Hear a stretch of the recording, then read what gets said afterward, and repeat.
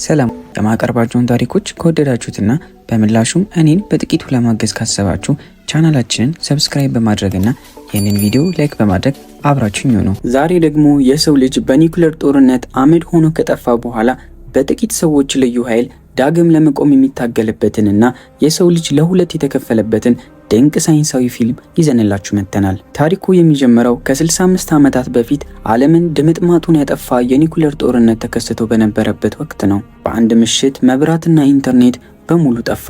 ነገር ግን በአማዞን ጫካ ውስጥ አንድ ሳይንቲስት ጀነሲስ የተባለ አስደናቂ ዛፍ አገኘ። የዚህ ዛፍ አበባ መላውን ዓለም በኃይል የመሙላት አቅም ነበረው። ይሁንና ይህ ታላቅ ግኝት እንደተገኘ መንግስት አበባዎቹን በሙሉ በቁጥጥር ስር አዋላቸው። ይህ ብቻ አይደለም፣ የኒውክሌር ጦርነቱ ውጤት በአዲሱ ትውልድ ላይ ከባድ ጠባሳ ጥሎ አለፈ። ወደ 90% የሚጠጉ ህፃናት የዘር ችግር ይዘው ተወለዱ። ሳይንቲስቶች ይህንን ለማስተካከል የጀነሲስን አበባ ኃይል በሰው ልጅ ዲኤንኤ ወይም ዘረመል ውስጥ ቀላቀሉት። ከዚህ በኋላ የሚወለዱ ህፃናት በሙሉ የራሳቸው የሆነ ልዩ ኃይል ይዘው መጡ። አንዳንዶቹ በጣም ሩቅ መስማት፣ ሌሎቹ ደግሞ እጅግ ሩቅ ማየት የሚችሉ ሆኑ። እነዚህ ሰዎች ጄኔቲክስ ተብለው በዚህ ዓለም እንደ ነገስታት ተንቀባረው መኖር ጀመሩ። ነገር ግን 10% የሚሆኑት ይህንን ኃይል መቀበል ስላልቻሉ ስፔሻል ተብለው ተለዩ። እነሱም እንደ ጽዳትና ጥገና ያሉ ዝቅተኛ ስራዎችን ብቻ እንዲሰሩ ተገደዱ። አሁን ደግሞ ጄኔሲስ ኢንስቲትዩት ወደ ተባለው ትልቅ ተቋም እንሄዳለን። ክሎይ የምትባል ተማሪ ለጉብኝት ወደዚህ ተቋም ትገባለች። ከሷ ጋር ደግሞ ዊልቸር ላይ የሚቀመጠው ጓደኛዋ ሊዮን በጽዳት ሰራተኛ ተመስሎ በድብቅ ይገባል። ሁሉም ሰው ትኩረቱ ሌላ ቦታ ሲሆን ሊዮን በልዩ መሳሪያ ታሽጎ የነበረውን በር ከፍቶ ወደ ምስጢራዊ ክፍል ገባ። ሁለት የጥበቃ ሰራተኞችን ሲያይ እንዳይጥ የምትመስል አሻንጉሊት ወደ እነሱ ሰደደ። ጥበቃዎቹ ሊይዟት ሲሞክሩ አሻንጉሊቷ የሚያደነዝዝ ጋዝ ለቀቀችባቸውና ወዲያውኑ ራሳቸውን ስተወደቁ። ሊዮን ቁልፋቸውን ወስዶ የላብራቶሪውን የንፋስ መውጫ መስመር በመጠቀም ጋዙን በህንፃ ውስጥ እንዲሰራጭ አደረገው። ጋዙ ሲሰራጭ ሳይንቲስቶቹ በሙሉ ራሳቸውን ሳቱ። ሊዮን የፊት ጭንብል አድርጎ ወደ ላብራቶሪው ለመግባት ቢሞክርም ያስገባው ኮድ ግን ስህተት ሆነበት። ሁኔታው እየተበላሸ ሲሄድ ለክሎይ ስልክ ደውሎ ትክክለኛውን ኮድ እንድትፈልግ ነገራት። በሌላ በኩል ክሎይ ስፔሻሎችን ዝቅ አድርጎ የሚሳደቡ ልጆችን አገኘች። እንደናንተ ያሉ ሰዎች መኖር አይገባቸውም ሲሏት መታገስ አቅቷት ጠብ ጀመረች። ፖሊስ ሲመጣ ክሎይ እንደተበዳይ ሆና እርዳታ ጠየቀች። በዚያው ቅጽበት ግን በብልሃት የፖሊሱን ማስታወሻ ደብተር ከኪሱ ሰረቀች። ማስታወሻውን ስትከፍተው ኮዱን አገኘችውና ወዲያውኑ ለሊዮን ላከችለት። ሊዮን ኮዱን እንዳገኘ ወደ ላብራቶሪው ገባ። የሟች እናቱን ሰዓት አውጥቶ ሁላችንም አንድ ነን፣ ሁላችንም እኩል ነን የሚለውን ጽሑፍ አነበበ። ከዚያም የጄኔሲስ ዛፍ የታሸገበትን መስታወት በመሳሪያ ሰባበረው። አበባውን ሊቀጥፍ ሲል ግን ከዛፉ ላይ ስለታም እሾሆች ወጡና የሰርጎ ገብ ደውሉ መጮህ ጀመረ። ሊዮን ሳይፈራ አበባውን በሰማያዊ ብልቃጥ ውስጥ አሽጎ ወጣ። ህንጻው ታሽጎ ሁሉም ሰው ተፈትሾ እንዲወጣ ሲታዘዝ ሊዮን ክሎይን መንገድ ላይ ገጭቶ አሻንጉሊት ድቧን አስጣላት። በዚያው ቅጽበት አበባውን ድቡ ውስጥ ደበቀው። ፖሊሶቹ ሊዮን ላይ ያገኙት የእናቱን ሰዓት ብቻ ነበር። ባዳ እያሉ ቢሰድቡትም ዋናው ነገር ግን በድቡ ውስጥ ተደብቆ ወጥቷል። ከጥቂት ሰዓታት በኋላ ክሎይና ሊዮን በመንገድ ላይ በተገጠመ ትልቅ ስክሪን ላይ ዜና መከታተል ጀመሩ። በዜናው ላይ ሴናተር ፍራንክ ለህዝቡ ንግግር እያደረገ ነበር። ኃይል ገና ከመወለዳችን በፊት ብቻ ለምን ይሰጠናል? ሰዎች ከተወለዱ በኋላ ይህንን አበባ መጠቀም እንችላለን በማለት ህዝቡን ይቀሰቅሳል። ልክ በዚህ ጊዜ ሚራ የተባለች አንዲት ዝነኛ ድምፃዊት ወደ መድረኩ ትመጣለች። እሷም ኃይል በሌላቸው ሰዎች ሰፈር በነፃ የሙዚቃ ኮንሰርት እንደምታዘጋጅና ሁሉም ሰው እኩል መሆን እንደሚችል በሚያጓጓ ቃል ትናገራለች። ሊዮን ግን የለበሰውን የጽዳት ሰራተኛ ልብስ ከቀየረ በኋላ እነዚህ ፖለቲከኞችና ዝነኞች ሰዎችን ለማታለል ብቻ የሚሰሩ አስመሳይ እንደሆኑ ለክሎይ ያስረዳታል። ለምሳሌ ያህልም ከጥቂት ጊዜ በፊት አንድ ምስኪን ደሃ ሰው ከምግብ መደብር ውስጥ እንዴት በጭካኔ ተገፍቶ እንደወጣ አስታወሳት። በድንገት አንዱ የጽዳት ሰራተኛ ግድግዳ ላይ የተጻፈውን ጽሑፍ ሲያጠፋ ተመለከቱ። ጽሑፉ ለጄኔቲክሶች ሞት ይሁን የሚል ነበር። ይህ የሚያሳየው በእነዚህ ልዩ ኃይል ባላቸው ሰዎች ላይ በሰዎቹ ልብ ውስጥ ጥላቸው ምን ያህል እየጠነከረ እንደመጣ ነው። በሌላ በኩል ደግሞ የሚራ ማናጀር እያስጠነቀቃት ነበር። እሷ ልትጎበኛ ያሰበችው ልዩ ሰፈር አደገኛ እንደሆነና ህዝቡም ስለሚበዛ ፊርማ የምታኖርበትን ፕሮግራም ብትሰርዘው እንደሚሻል ነገራት። ሚራ ግን በፍጹም አልተስማማችም። እውነተኛ አንድነት የሚመጣው እንዲህ ነው፣ እኔ በሰዎቹ መሃል መገኘትና እኩልነታቸው እንዲሰማቸው ማድረግ አለብኝ በማለት ፕሮግራሙን ለመሰረዝ አሻፈረኝ አለች። ከዚህ በኋላ ክሎይና ሊዮን ወደ ቤታቸው ሲያመሩ በጥበቃዎቹ መታወቂያ ተጠይቀው ወደ ሰፈራቸው ገቡ። ሊዮን ለገበያ ሲወጣ ክሎይ እቤት ሆና ቴሌቪዥን ትከታተላለች። በድጋሚ የሴናተር ፍራንክ ቃለ መጠይቅ ሲተላለፍ ተመለከተች። ፍራንክ ያለምንም ልዩ ችሎታ ለተወለዱት 10% ሰዎች ኃይል ሊሰጥ የሚችል መድኃኒት ፈጥሬያለሁ በማለት ተናገረ። ክሎይ ይህንን ስትሰማ ነገሮች ሊቀየሩ ነው በሚል በጣም ደስ አላት። ሊዮን ግን ንግግሩን በፍጹም አላመነውም። ይህ ሁሉ ውሸትና ህዝቡን ሌላ ማታለያ ዘዴ እንደሆነ ገለጸላት። ሁለቱም ወደ ትንሽዬ የምርምር ክፍላቸው ተመለሱ።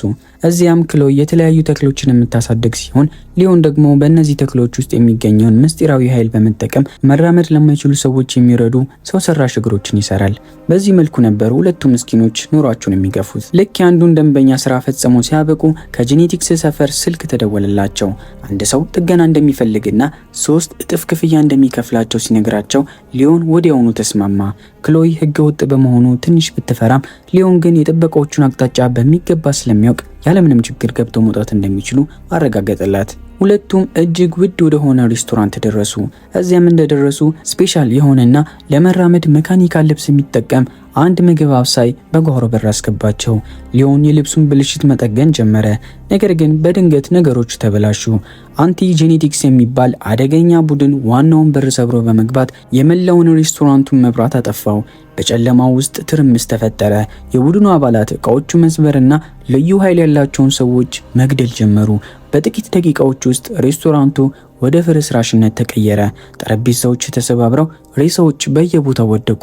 በዚህ መሃል የቡድኑ መሪ መልእክት እንደሚተው ሆኖ ግድግዳው ላይ መጻፍ ጀመረ። ልክ በዚያ ቅጽበት ደም የለበሰው ምግብ አብሳይ ወደ ኩሽናው ተመልሶ መጣ። በመጨረሻው ትንፋሹ ውጪ ስለተፈጠረው ጥፋት ለክሎይና ለሊዮን ነገራቸውና እዚያው ኩሽና ውስጥ አረፈ። አሁን ሁኔታው እጅግ አደገኛ ሆኗል። ክሎይና ሊዮን ከዚያ ለማምለጥ ቢሞክሩም የጓሮ በር ተቆልፎ ነበር። አሁን በህይወት ለመትረፍ የግድ የተለየ ነገር ማሰብ ነበረባቸው። ሊዮን ለክሎይ ያንን የሟቹን ምግብ አብሳይ ሜካኒካል ልብስ እንድለብስ እርጅኝ አላት። ከጥቂት ደቂቃዎች በኋላ ሁለት የቡድኑ አባላት ወደ ኩሽናው ገቡ። ክሎይና ሊዮን ተደብቀው ስለነበር የሞተውን ምግብ አብሳይ ብቻ ተመለከቱ።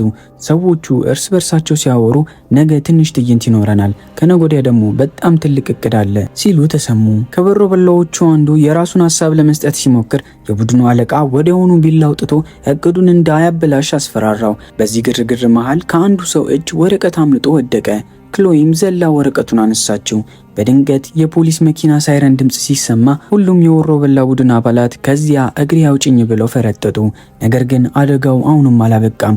የሊዮን መካኒካል ልብስ በድንገት ብልሽት አሳየና ራሱን በራሱ አንቀሳቅሶ ሊዮንን በኃይል አስነስቶ ጠረጴዛ ላይ ወረወረው። ድምጹን የሰሙ ሁለት ወሮ በላዎች ወደ ኩሽናው ተመለሱ።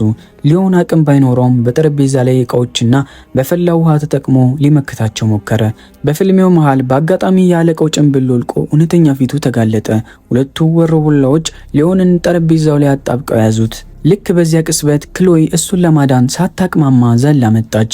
ሁኔታው ይበልጥ ሳይባባስ ሊዮን በብልሃት ያንን ምስጢራዊ አበባ ይዞ በሰዎቹ ላይ ወረወረባቸውና አይናቸውን አሳወራቸው። ይህንኑ አጋጣሚ በመጠቀም ሁለቱም ከዚያ ለማምለጥ ወሰኑ። ሊዮን የልብሱን ጉልበት ተጠቅሞ የጓሮውን በር ሰበረውና ወደ ውጪ ወጡ።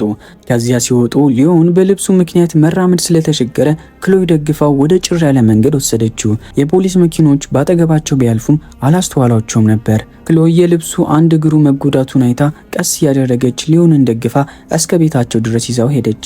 በማግስቱ ጠዋት በቴሌቪዥን የሚተላለፈው ዜና መላውን ከተማ አስደነገጠ። በሬስቶራንቱ ውስጥ በነበረው የጥበቃ ካሜራ ላይ የክሎይና የሊዮን ምስል በግልጽ ይታያል።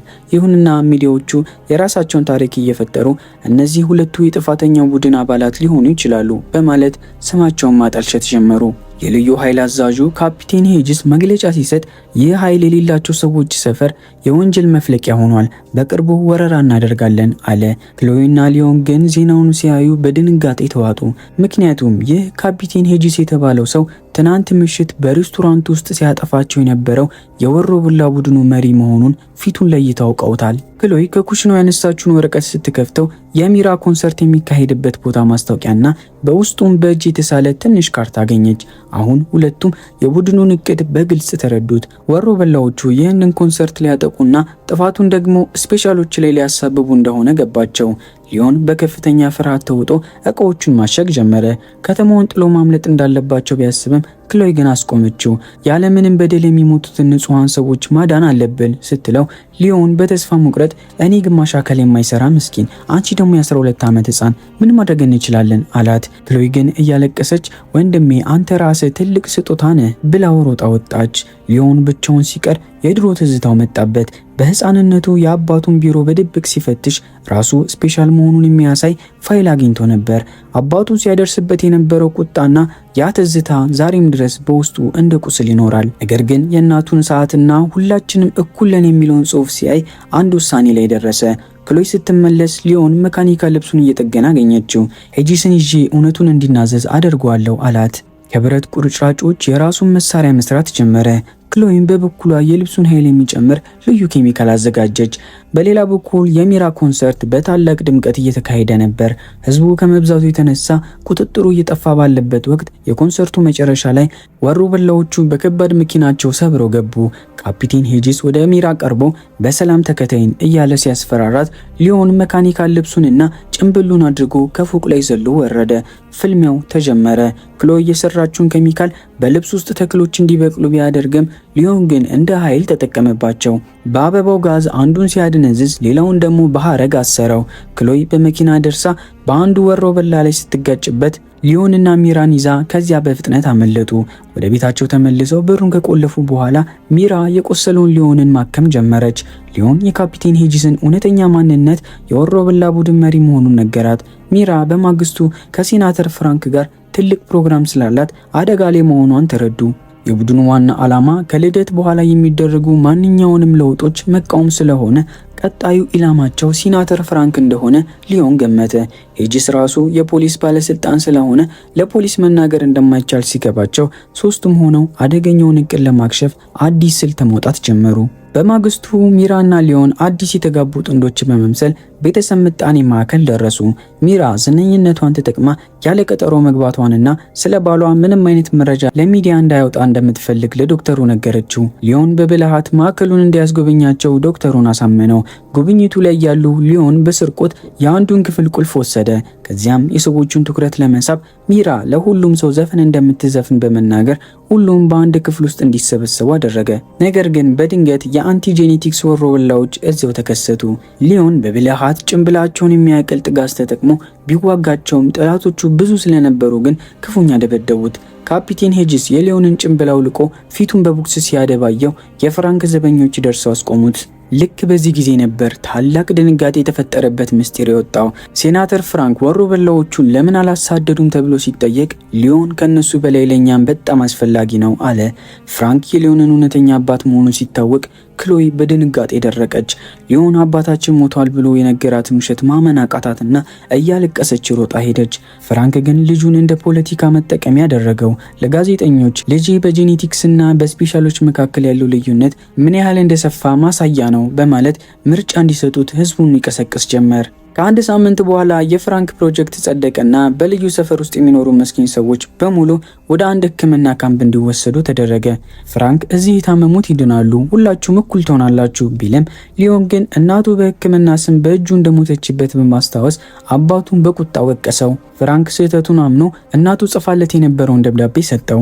ደብዳቤው ልጄ ሆይ በውስጥ ያለ ቁጣ እንዳያጠፋ ይቅርታን ተማር የሚል ነበር። ሊዮን ደብዳቤውን አንብቦ በጣም አለቀሰ። ሆኖም አባቱ በህዝቡ ላይ እያደረገ ያለው ሴራ አሁንም አልቆመለትም ነበር።